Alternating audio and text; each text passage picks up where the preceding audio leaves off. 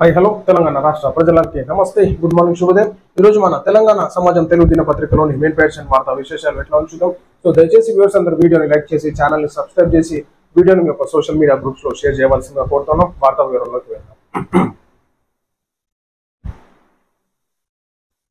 Gandhamalla reservoir ను ఎందుకు పూర్తి చేయలేదు మోసి ప్రక్షాళన చేస్తామంటే ఎందుకు అడ్డుకుంటున్నారు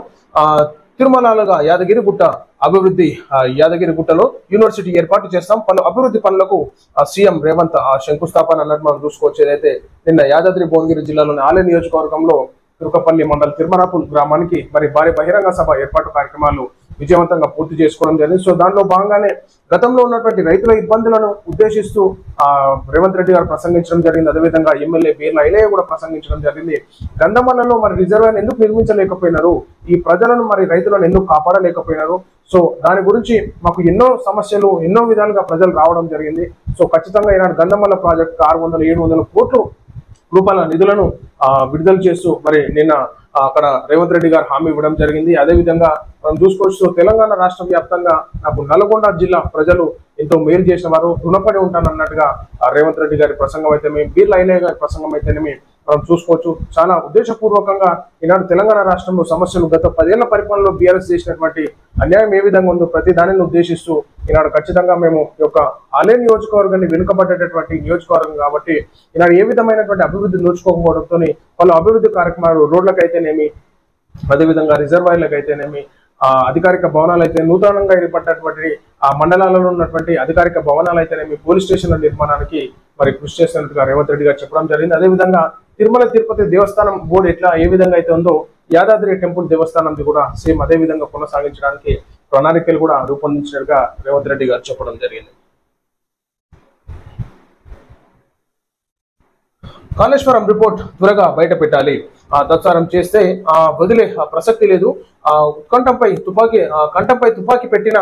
నిజాలే చెబుతా తుమ్మిడి హట్టివడ్డ ప్రాజెక్టులకు మహారాష్ట్ర ఒప్పుకోలే కేబినెట్ ఆమోదం తర్వాత 3-మెన్ కమిటీ వేశారు కాళేశ్వరం నిర్ణయం మొత్తం కేసీఆర్దే జస్టిస్ ఘోష్ కమిషన్ విచారణలో ఈటల వెల్లడి ఎవరు తప్పు ఎవరి మీద వేసుకుంటారు వాస్తవానికి ఈటల రాజేంద్ర ఆర్థిక మంత్రిగా ఉన్నారు వాళ్ళు ఏమన్నారు డబ్బులు ఆర్థిక మంత్రిగా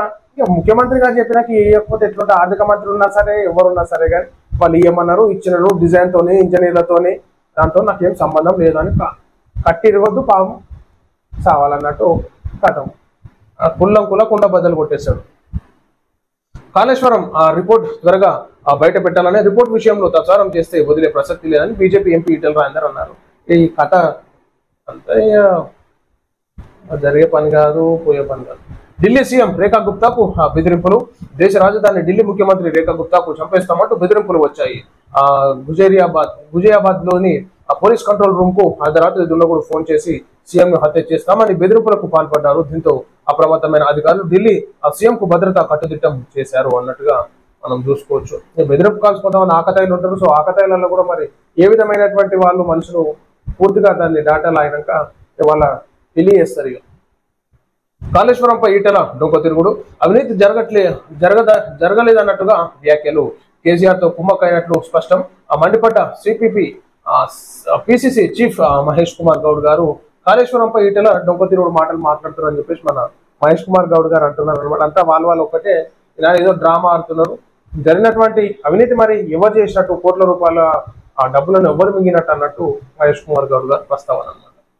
నేను పారిపోయాను దొంగను కాదు నెటిజన్లు కామెంట్లపై విజయమాల్య స్పందన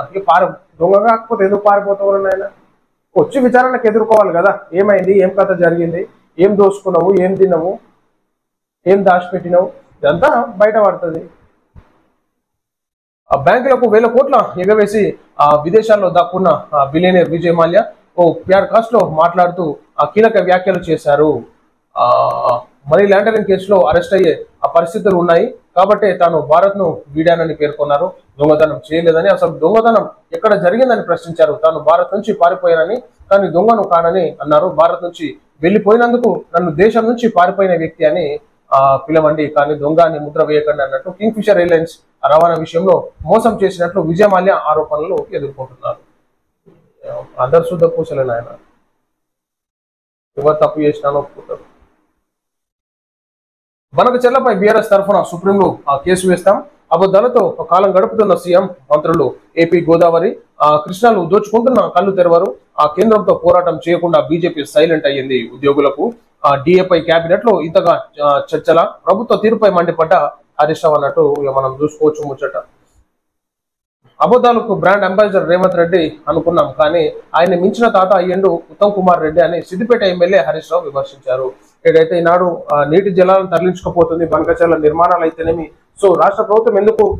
పట్టిలేనట్టుగా ఉంటుంది. సో తెలంగాణ రాష్ట్రాన్ని ఆగం చేద్దాం అనుకుంటారా, రైతాంగాన్ని నాశనం చేద్దాం అనుకుంటారు అన్నట్టు హరీష్ రావు గారు చెప్తా ఉన్నారు ప్రెస్ మీట్ లో. సో ఈనాడు ఉత్తమ్ కుమార్ రెడ్డి గారు కూడా రివ్యూ మీటింగ్ నిర్వహించి మంత్రులతో మాట్లాడి, అదేవిధంగా ఉన్నటువంటి అధికారులతో, సంబంధిత అధికారులతో మాట్లాడి ఏ విధంగా ప్రొసీడ్ కావాలి. సో ఇప్పటికే లేఖలు రాసినట్టుగా మనం చూసుకోవచ్చు. సో దాన్ని ఏ విధంగా ఆపే ప్రయత్నం చేస్తారా, మరి తెలంగాణలో దానికి మించినటువంటి ప్రాజెక్టు కడతారా, ఈ విధమైనటువంటి చర్చలు జరుగుతూ ఉంటాయి. సో అది చూసుకోవాలి. నీట్ 2025 ఎంట్రన్స్ టెస్ట్ వాయిదా ఆగస్టు 3న నిర్వహించనున్న ఎన్బిఈ వాయిదాను అంగీకరించిన సుప్రీంకోర్టు అన్నట్టు మనం చూసుకోవచ్చు. ఏదైతే నీట్ ఎగ్జామ్ వాయిదా పడ్డదంట విద్యార్థులారా, సో మంచిగా ప్రిపేర్ అయితే బాగుంటుంది. వాయిదా పడ్డదని చెప్పేసి దావాట్లకి పార్టీలు చేసుకుంటా ఊరుకోరు. National eligibility cum entrance test neat 2025 పరీక్షను వాయిదా వేయాలన్న నేషనల్ బోర్డ్ ఆఫ్ ఎగ్జామినేషన్స్ అభ్యర్థనను దేశ అత్యున్నత న్యాయస్థానం సుప్రీంకోర్టు ఆమోదం తెలిపింది. జూన్ 15వ తేదీన జరగాల్సిన పరీక్షను ఆగస్టు 3వ తేదీన నిర్వహించేందుకు అనుమతి ఇచ్చింది. విద్యార్థులు ఎవరన్నా ఉంటే మంచిగా ప్రిపేర్ అయ్యి ఎగ్జామ్ పాస్ కావాల్సిందిగా కోరుతున్నాం. సో ఇక ఇది ప్రజలారా మనం చూస్తున్నాం ఈ రోజు మన తెలంగాణ సమాజం తెలుగు దినపత్రికలోని మెయిన్ పేజ్ వార్తా విశేషాలు. అందరికీ సెలవు. నమస్తే.